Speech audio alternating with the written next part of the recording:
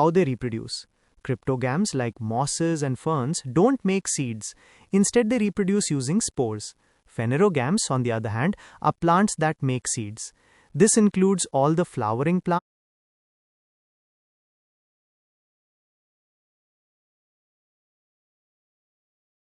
ठीक है, मैं हिंदी में बताता हूँ। क्रिप्टोगैम और फेनेरोगैम में मुख्य अंतर उनके प्रजनन के तरीके का है। क्रिप्टोगैम जैसे काई और फर्न बीज नहीं बनाते, इसके बजाय वे बीजाणुओं का उपयोग करके प्रजनन करते हैं। दूसरी ओर फेनेरोगैम पौधे हैं जो बीज बनाते हैं। इसमें सभी फूलने वाले पौधे और बीज पैदा करने वाले पौधे जैसे कॉनिफर शामिल हैं। क्या इससे आपको समझ में आया?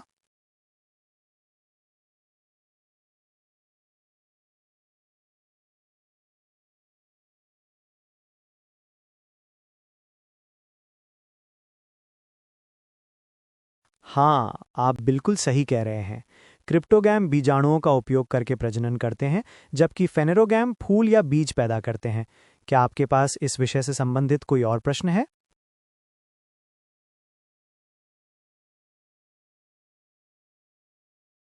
फॉरेस्ट्री या बॉटनी में आईसीएन का फुल फॉर्म होता है international code of nomenclature for plants, जिसका मतलब यह है कि ये एक तरह का नियम कानून होता है जिससे हम पौधों का नाम तय करते हैं। क्या आप इसके बारे में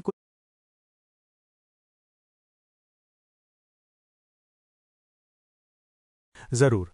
आईसीबीएन का तीसरा नियम यह कहता है कि किसी भी पौधे का वैज्ञानिक नाम लैटिन या लैटिन के जैसा होना चाहिए। आसान शब्दों में कहें तो भले ही नाम किसी और भाषा से लिया गया हो, उसे लैटिन के व्याकरण के नियमों का पालन करना होता है। क्या यह नियम आपको समझ में आया?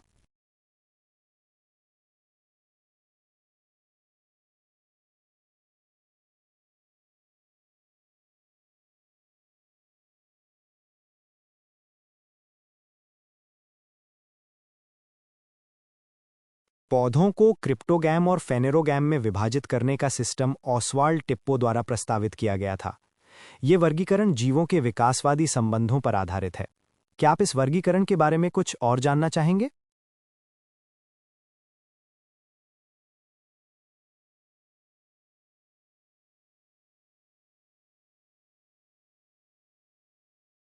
ये टू किंगडम क्लासिफिकेशन सिस्टम में किया गया, जिसे कार्ल लीनियस ने दिया था। इसमें उन्होंने पौधों को दो समूहों क्रिप्टोगैम और फेनेरोगैम में बांटा था। क्या आप इस सिस्टम के बारे में कुछ और जानना चाहेंगे? हाँ, लीनियस ने पौधों और जानवरों को अलग अलग जगत में भी बांटा था। उनके टू किंगडम क्लासिफिकेशन सिस्टम में यही दो जगत थे, प्लांटी और एनिमेलिया। क्या आप इस सिस्टम के बारे में कुछ और जानना चाहेंगे?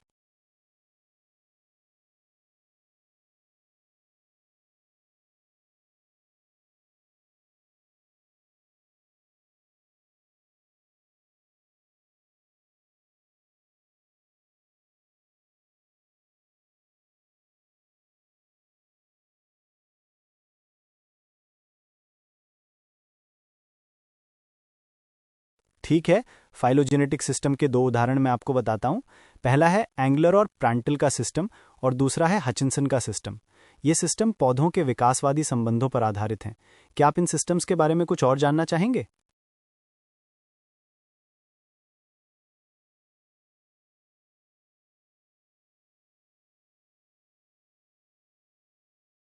जरूर। आईसीबीएन के तीनों नियम इस प्रकार हैं।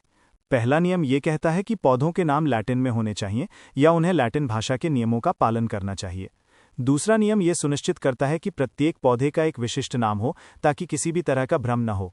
और तीसरा नियम यह है कि किसी पौधे का नाम तभी वैध माना जाता है जब उसे किसी मान्यता प्राप्त प्रकाशन में प्रकाशित किया गया हो। क्या आपको ये तीनों नियम समझ में आ गए?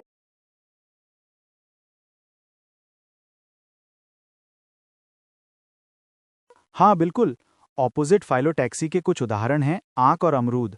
फाइलोटैक्सी का मतलब होता है कि पत्तियां तने पर कैसे लगी होती हैं। ऑपोजिट फाइलोटैक्सी में पत्तियां तने पर एक दूसरे के आमने सामने लगी होती हैं। क्या आप इस बारे में कुछ और जानना चाहेंगे?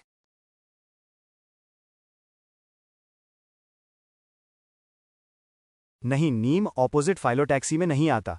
नीम में ऑल्टरनेट फाइलोटैक्सी।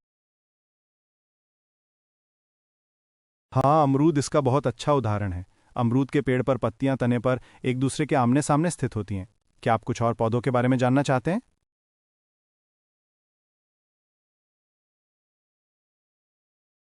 ICBN का फुल फॉर्म है international code of botanical nomenclature. ये पौधों के नामकरण से जुड़े नियमों का एक सेट होता है। क्या आप इसके बारे में कुछ और जानना चाहेंगे?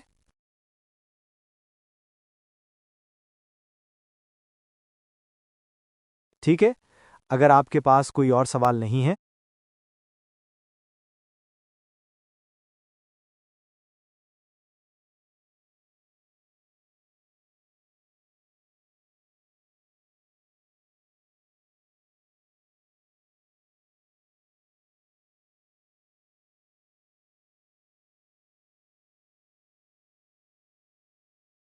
यह आपकी समझ और तैयारी पर निर्भर करता है। अगर आपको विषय की गहरी समझ है तो दोनों में स्कोर करना आसान है। MCQ में आपको सही विकल्प चुनना होता है, जबकि सब्जेक्टिव में आपको अपने विचारों को शब्दों में व्यक्त करना होता है। आप किस तरह के प्रश्नों को हल करना ज़्यादा पसंद करते हैं?